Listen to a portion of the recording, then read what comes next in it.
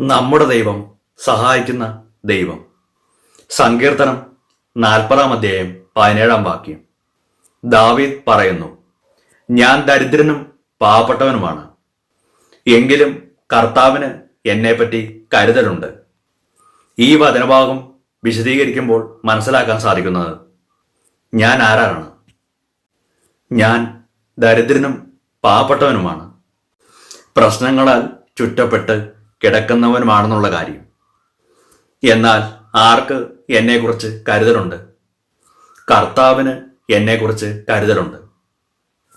കർത്താവ് എന്നെ സഹായിക്കും, വിടുവിക്കും, എനിക്ക് മനസമാധാനം തരും. വീണ്ടും സങ്കീർത്തനം 63-ാം അധ്യായം 7-ാം വാക്യം.